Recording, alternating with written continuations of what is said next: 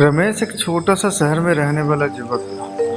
वो अपने स्वभाव में अत्यंत शर्मीला और संकोची था। उसकी उम्र लगभग 25 वर्ष था, लेकिन वो अभी भी खोलकर बोलने में सक्षम नहीं था। जब भी वो किसी सार्वजनिक स्थान पर बोलने के स्थिति में आता, उसके गला सूखने लगता, आवाज़ लड़खड़ाने लगती, पसीना पसीना हो जाता था। अपने इस स्वभाव के कारण वो हमेशा अकेला महसूस करता था और अपने विचारों को सही व्यक्त करने में अक्षम था। ये समस्या रमेश के साथ बचपन से ही थी।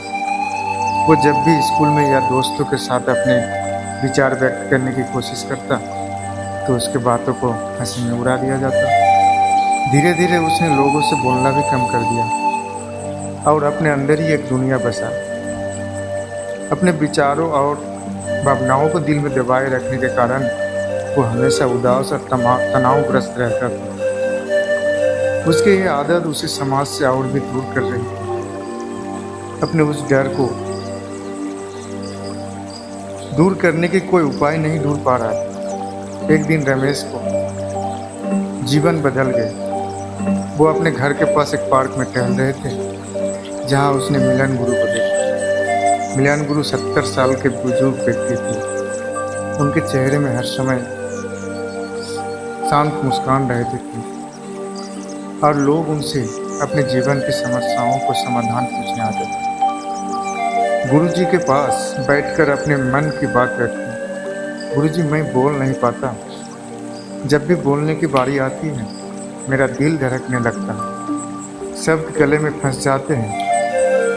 क्या आप मेरी मदद कर सकते हैं? रमेश ने धीरे धीरे अपनी समस्या बताई। गुरुजी उसकी बातों ध्यान से सुनी और बोले, बेटा, बोलना एक कला है जिसे धीरे धीरे सीखी जा सकती है। इसमें सबसे पहली चीज़ है आत्मविश्वास। जब तक तुम खुद पर विश्वास नहीं करोगे, तब तक तुम्हारी आवाज़ में वो दम नहीं आ पाएगी।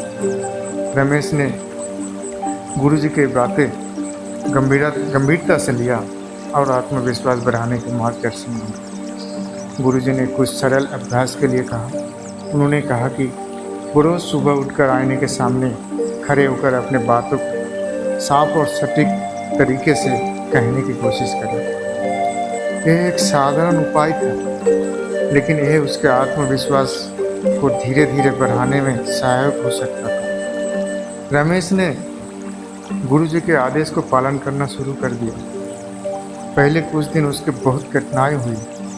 वो आईने के सामने खड़ा होता, लेकिन शब्द उसके मुंह से निकलने से पहले ही रुक जाते। परंतु उसने हार नहीं मानी। धीरे धीरे उसकी आवाज़ में स्थिरता आने लगी। वो अपने विचारों को बेहतर ढंग से व्यक्त करने लगा।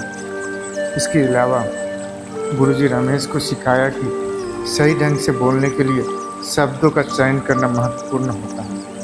उन्होंने इस नियमित रूप से पढ़ने और लिखने के लिए सलाह दी, जिससे उसके शब्दावली में वृद्धि हो सके। साथ ही उन्होंने कहा कि हर दिन अपने विचारों को लिखने और आदत डालने चाहिए।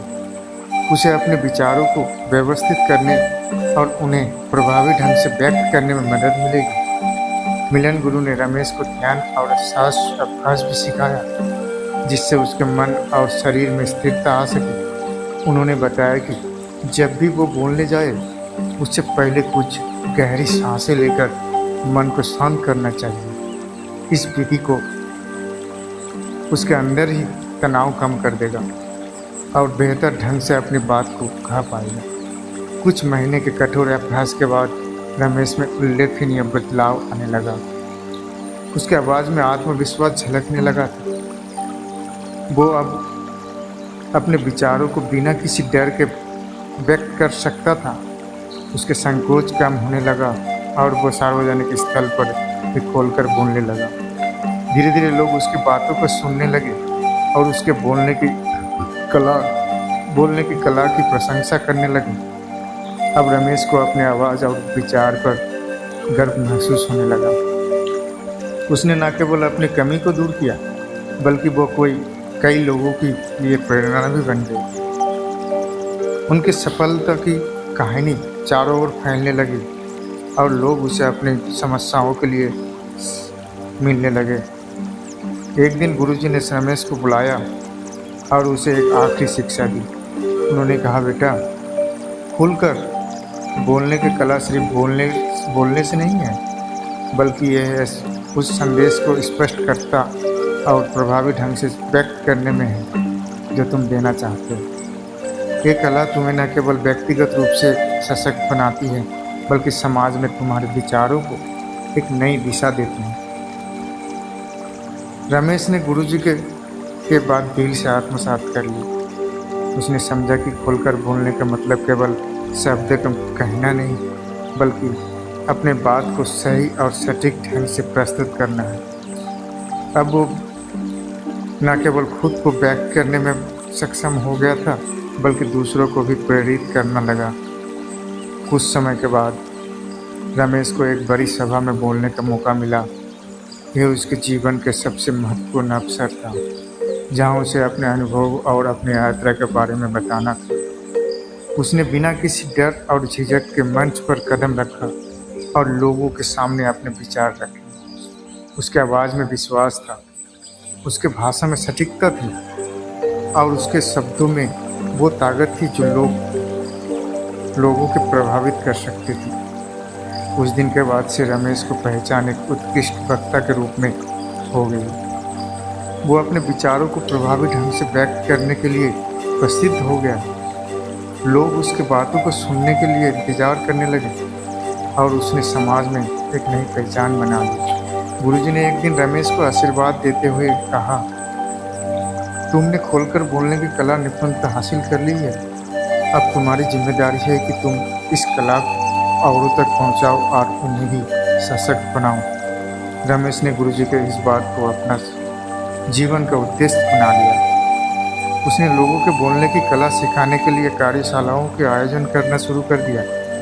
वो उन लोगों के साथ अपने अनुभव साझा करता जो उसकी तरह संकोची और शर्मीले थे। उसके कार्यशालाओं को बहुत लोकप्रिय हो गई और उसने समाज में कई लोगों के अपने विचारों को व्यक्त करने की शक्ति प्रदान की। समय के साथ रमेश ने न केवल अपने आवाज़ को पाया, बल्कि वो उस आवाज़ को समाज को भलाई के लिए भी इस्तेमाल करने लगा। वो अब सिर्फ एक वक्ता ही नहीं, बल्कि एक मार्गदर्शक भी बन चुका था, जो लोगों के खुलकर बोलने की कला सिखाता था। खुलकर बोलने की कला न केवल रमेश को जीवन में क्रांति लेकर आई, बल्कि इसके जीवन को एक नई दिशा और उद्देश्य भी प्रदान किया।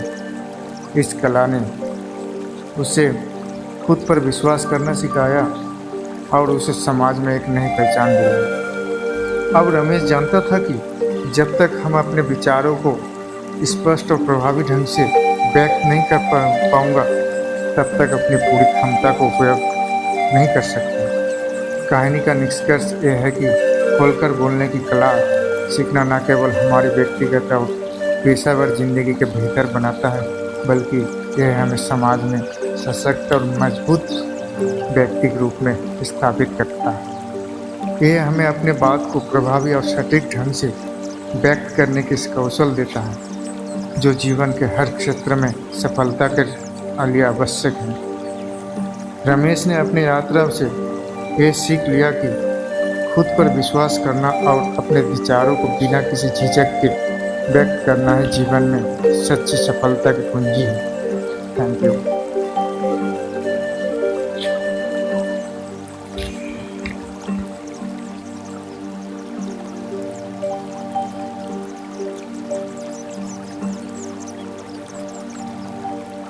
Like, comment, and subscribe.